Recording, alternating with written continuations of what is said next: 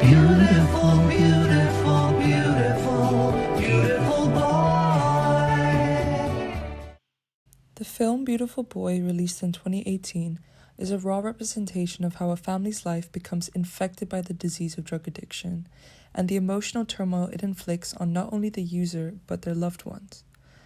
This film pulls the hardships of drug addiction into the personal family space, showcasing how invasive and intimate it intertwines into the family sphere and how even amongst a normal and caring environment, there is no immunity for those who fall into substance abuse.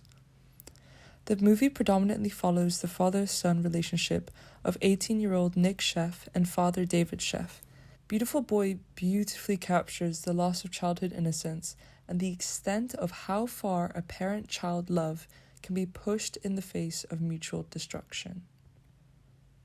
Its use of setting, decor, and properties plays a fundamental role in reflecting the character's psychological states, as well as portraying time converging Nick's youth with the severity of his current environment.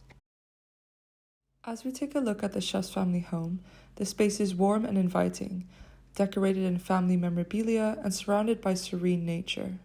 Throughout the movie, the sun continuously casts natural light through the windows, giving it the feel-good summer aesthetic. All of these pleasant components paint the home far from one to be avoided, yet through Nick, it's hostile, a place that challenges his addiction. Are you using? No, Dad, I'm not fucking high right now. The use of setting also becomes a visual cue for the stages of Nick's recovery, as well as how drug use bleeds into its surroundings like ink on paper. Nick's bedroom, for example, is chaotically plastered in sketchbook pages of distressing imagery, alluding to Nick's battle with his own identity.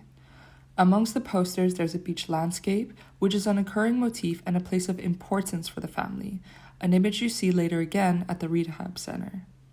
There's also a Nirvana poster, which could possibly foreshadow Kurt Cobain, who died as well from a drug overdose. One thing that the film excels at is connecting events together through the combination of setting, decor, and color.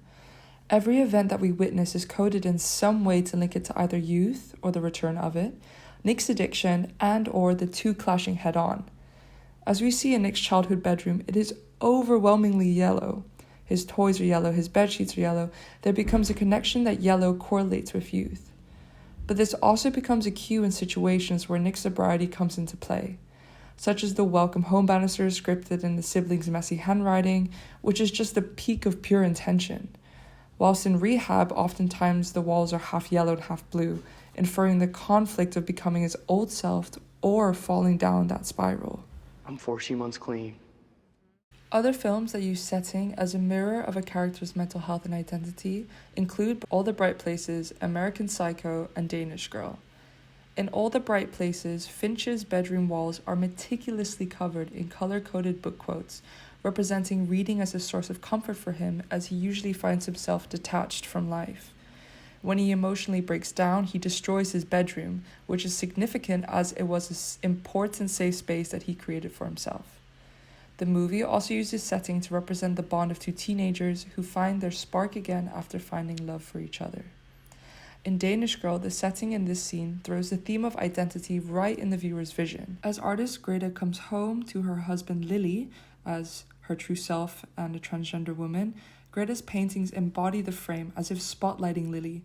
We see who she truly is and who she wants to be. And completely contrasting this, in American Psycho, Patrick Bateman's pristine and almost too perfect room reflects his strive for perfection and essentially how he views himself as the perfect man.